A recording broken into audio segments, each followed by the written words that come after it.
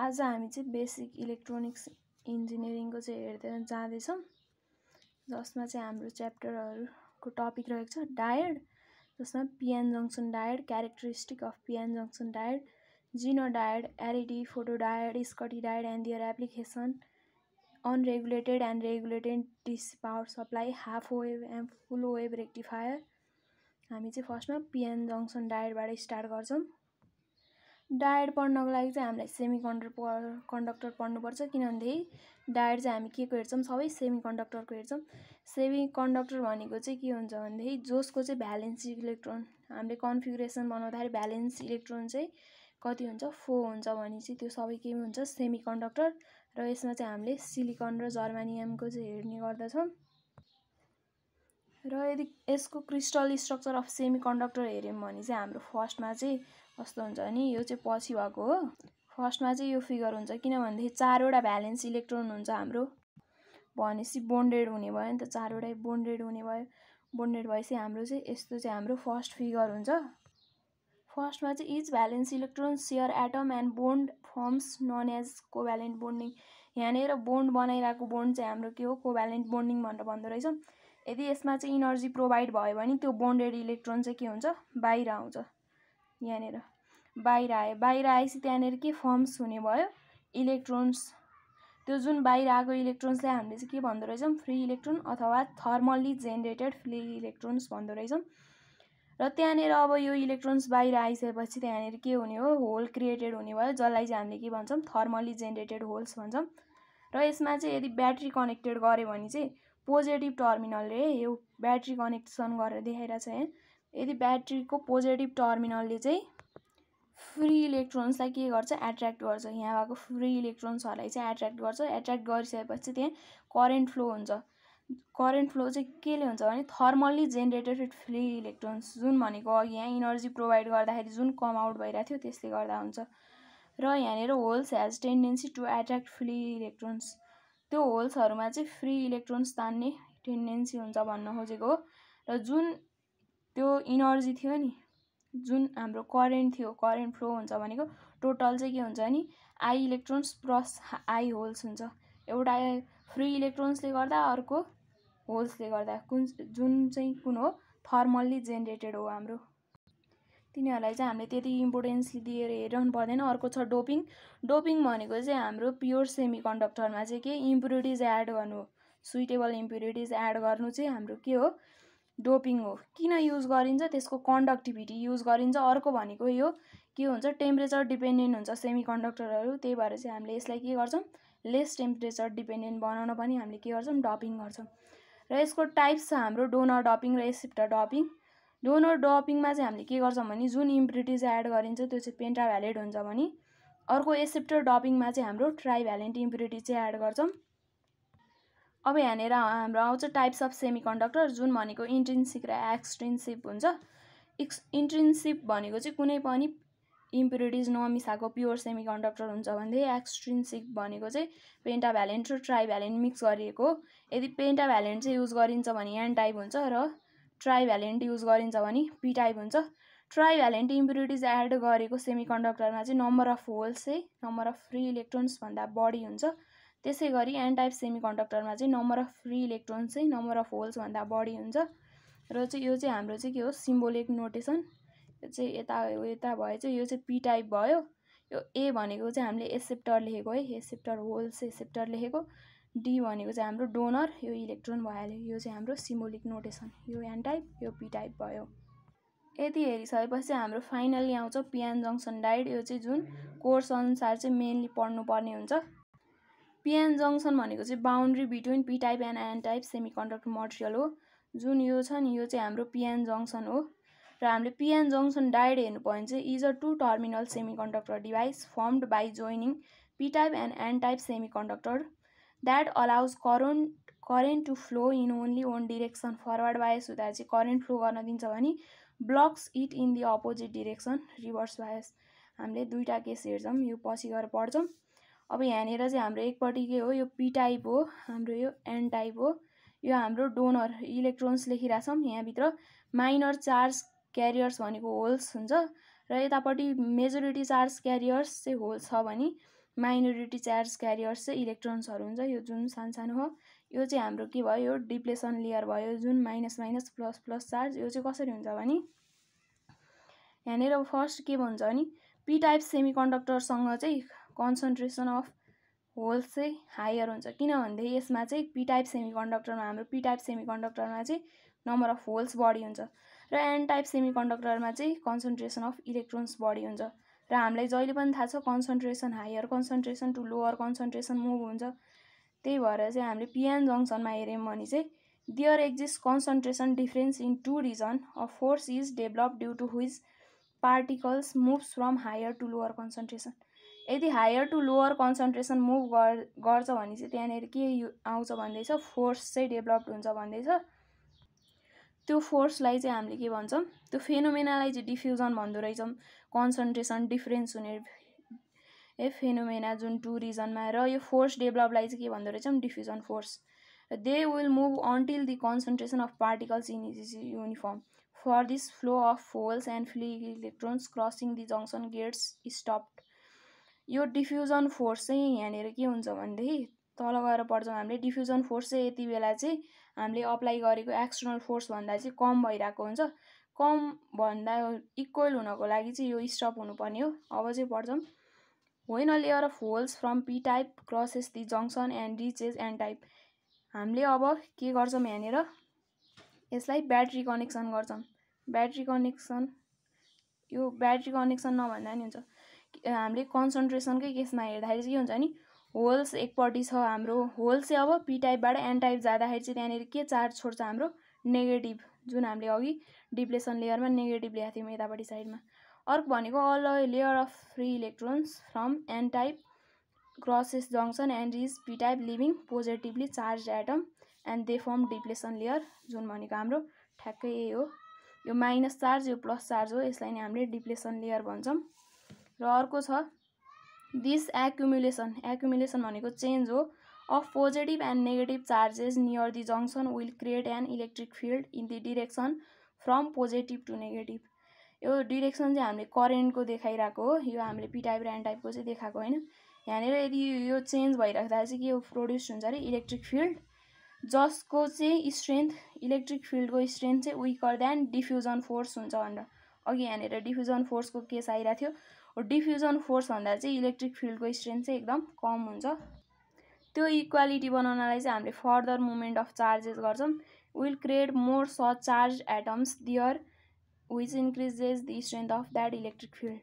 र further movement गर्दाखेरि चाहिँ इलेक्ट्रिक फिल्ड कहाँसम्म पुग्छ भने है, electric field will get equal to the strength of diffusion force. Diffusion फोर्ससँग इक्वल हुन्छ। त्यति बेला चाहिँ movement of holes and electrons crossing the junction is completely stop. यताबाट यो पी टाइप हो नि त, पी टाइपबाट एन टाइप जाने र एन टाइपबाट पी टाइप आइरहेको थियो जुन इलेक्ट्रोन, त्यो चाहिँ कम्प्लिटली स्टप्ड हुन्छ।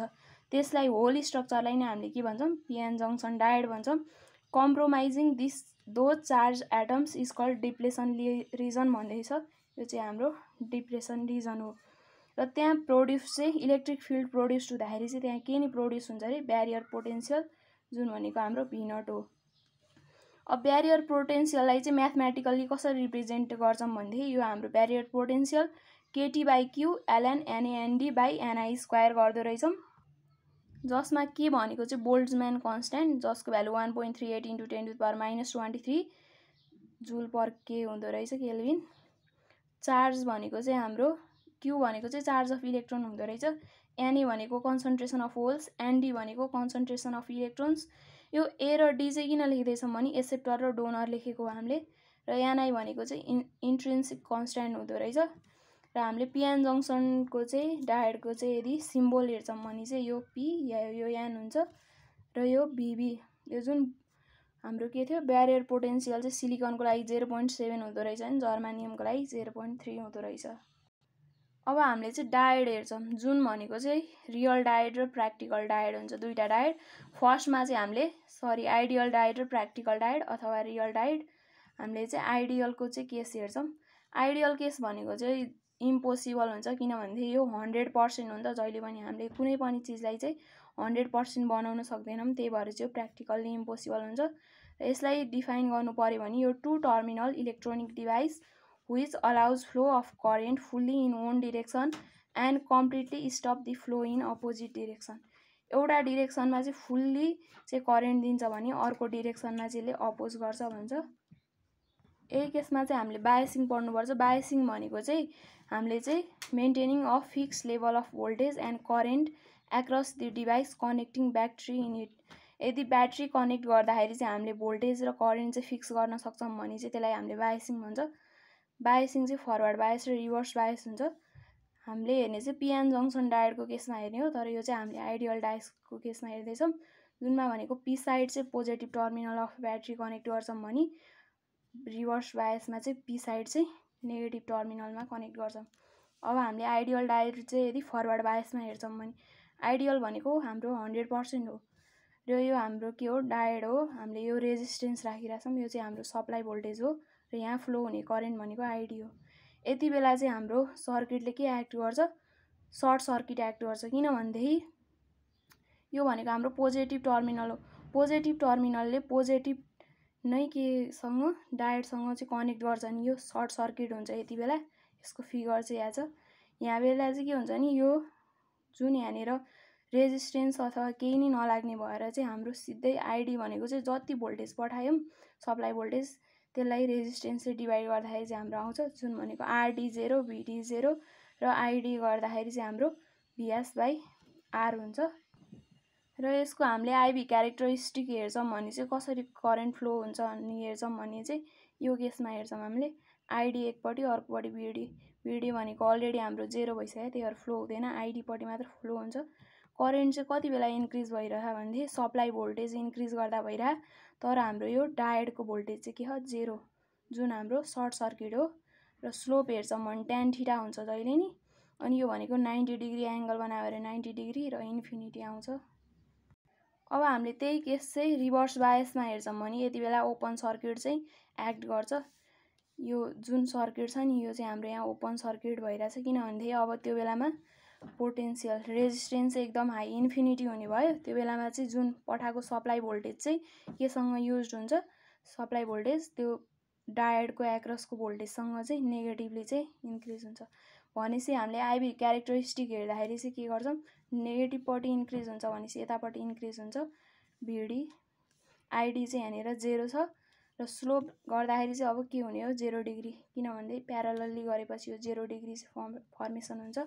यहाँनिर सप्लाई भोल्टेज चाहिँ के भइरहेछ इन्क्रिज भइरहेछ, भोल्टेज पनि इन्क्रिज भइरहेछ, तर करेन्ट चाहिँ 0 भइरहेछ। यदि कम्बाइन फर्ममा हेर्छौँ भने चाहिँ यसको फिगर चाहिँ फरवर्ड बायस गर्दाखेरि चाहिँ यस्तो हुन्छ, रिभर्स बायस गर्दाखेरि चाहिँ यस्तो हुन्छ।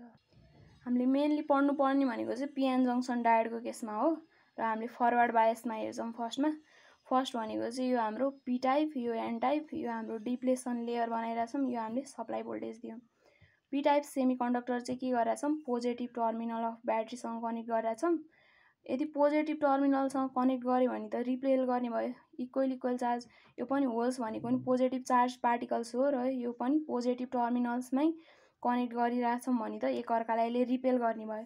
अर्को केसमा भनेको यो डोनर, यो भनेको हाम्रो इलेक्ट्रोन्स, यो पनि नेगेटिभ चार्ज पार्टिकल्स र यो पनि नेगेटिभ टर्मिनलसँगै कनेक्ट गरिरहेछौँ, त्यही भएर एकअर्कालाई चाहिँ यहाँनिर रिपेल गर्ने भयो भनेर भन्छ यो दुईटा लाइनले चाहिँ। अब रिपेल गर्ने भएपछि चाहिँ यताबाट जति सप्लाई भोल्टेज इन्क्रिज गर्दै गयौँ यसले चाहिँ रिपेल गर्ने भएपछि त यसले रिपेल गर्ने भएपछि त यता यता जानु पर्यो, जङ्सन क्रस गर्नु पर्यो। यो केसमा पनि यताबाट चाहिँ सप्लाई भोल्टेज इन्क्रिज भइरह भनेदेखि रिपेल गर्दाखेरि यसले चाहिँ जङ्सन क्रस गर्नुपर्ने भयो।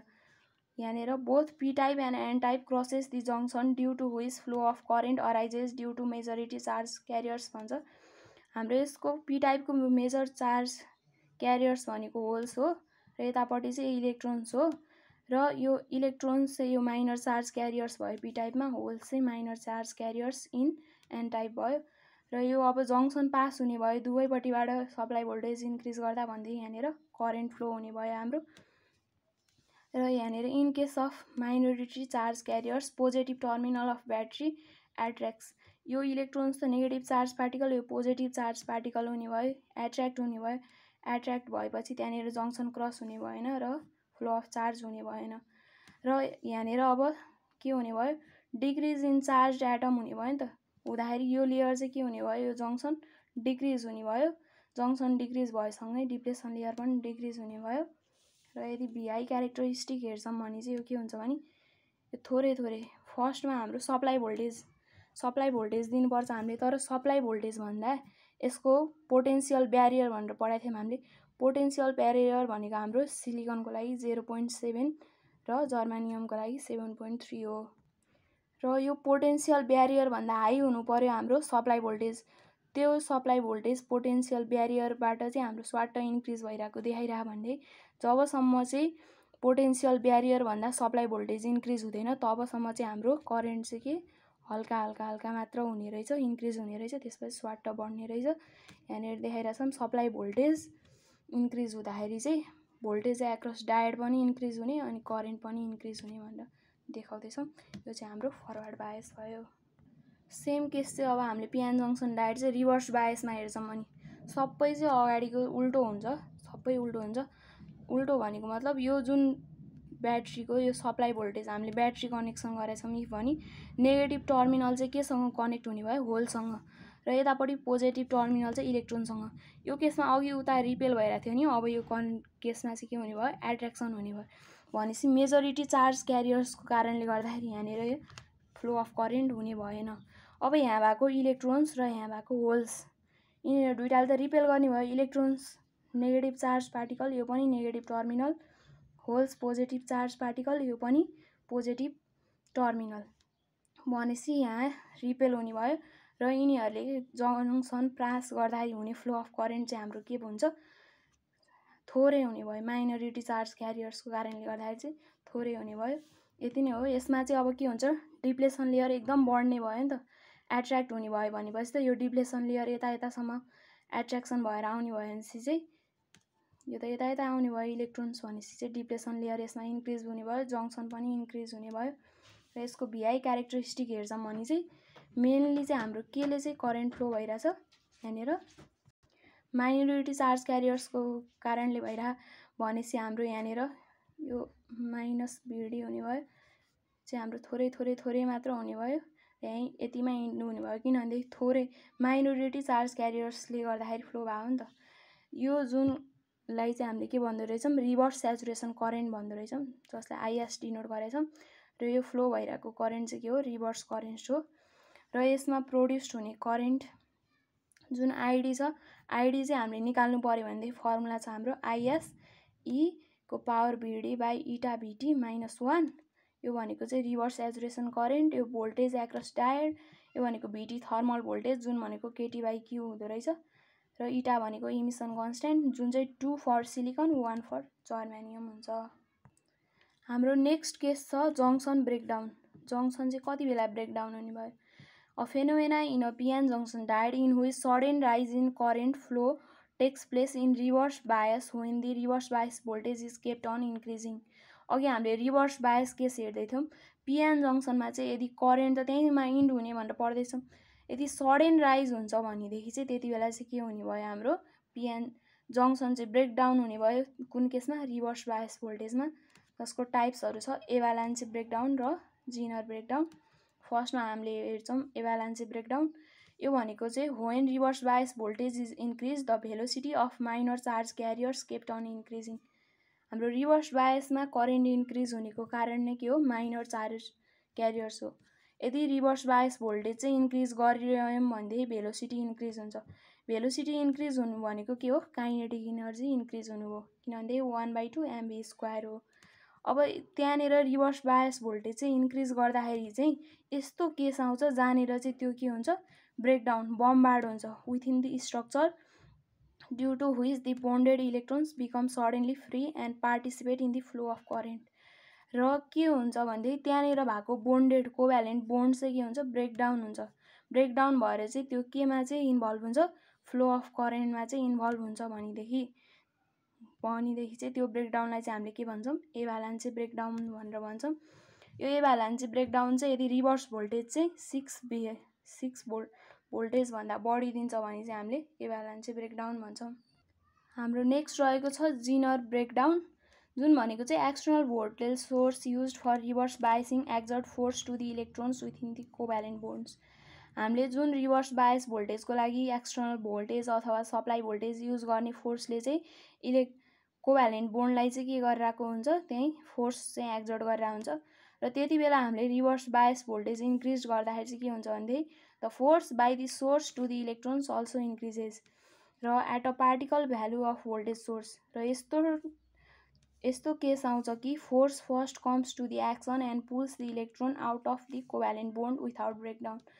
र यसले चाहिँ के गर्छ भन्दाखेरि फोर्स लाग्दै चाहिँ इलेक्ट्रोन चाहिँ यसले कोभ्यालेन्ट बोन्डबाट चाहिँ बाहिर निकाल्छ without breakdown, covalent bond breakdown नगरिकन, and hence suddenly producing several free electrons taking participate in current. र तिनीहरूले चाहिँ केमा अब करेन्ट फ्लो अफ करेन्ट चाहिँ हुनलाई चाहिँ पार्टिसिपेट गर्छन् र abrupt increase in current in this mechanism is called Zener breakdown भनेर भन्छौँ। It usually occurs when width of depletion layer is very thin. यदि डिप्लेसन लेयरको विथ चाहिँ भेरी थिन धेरै सानो छ भने चाहिँ यो अकर हुन्छ। अर्को भनेको चाहिँ यसको रिभर्स बायस भोल्टेज चाहिँ 6 भोल्टभन्दा थोरै हुनु पर्यो। र हामीले यदि डायोड हेर्छौँ, जिनर डायोड हेर्छौँ भने जिनर डायोडको सिम्बल चाहिँ यस्तो हुन्छ हाम्रो। र IV characteristic of Zener breakdown or diode हेर्छौँ भने चाहिँ फर्स्ट केसमा भनेको फरवर्ड बायसको केसमा चाहिँ सर्ट सर्किट एक्ट गर्छ र रिभर्स बायस भोल्टेजकोमा नि ओपन सर्किट भनेर एक्ट गर्छ फर्स्टमा चाहिँ, जबसम्म सप्लाई भोल्टेज इन्क्रिज गर्दैन। यहाँ भन्दैछ it acts as normal diode in forward bias. Forward बायसमा चाहिँ एकदम नर्मल डायोड, यो नर्मल डायोडको आइबी क्यारेक्टरिस्टिक्स हो। र it works in reverse bias even after breakdown. Breakdown त हामीले यहाँसम्म मात्र पढेको थियौँ अघि रिभर्स बायस भोल्टेज हेर्दा, तर चाहिँ यो चाहिँ बढ्दै जान्छ। किन भन्दाखेरि त्यति बेला हामीले सप्लाई भोल्टेज इन्क्रिज गऱ्यौँ भनेदेखि there is constant Zener diode voltage but only the current through the Zener diode goes on increasing, so it is used as voltage regulator. हामीले चाहिँ के भोल्टेज सप्लाई भोल्टेज चाहिँ इन्क्रिज गरिराख्दाखेरि चाहिँ के हुन्छ, भोल्टेज एक्रस डायोड चाहिँ constant हुन्छ र करेन्ट चाहिँ इन्क्रिज हुन्छ। त्यसको कारणले गर्दाखेरि हामीले के पनि गर्दो रहेछौँ, भोल्टेज रेगुलेटरको रूपमा नि युज गर्दो रहेछौँ। यो भनेको हाम्रो आई मिनिमम हो, जहाँनिर चाहिँ हाम्रो ब्रेकडाउन अकर हुन्थ्यो नर्मल डायोडको केसमा, तर यो केसमा चाहिँ भएन। यो चाहिँ हाम्रो आई म्याक्स भयो। यो चाहिँ रिभर्स भोल्टेजको केसमा, यो फरवर्ड बायसको केसमा।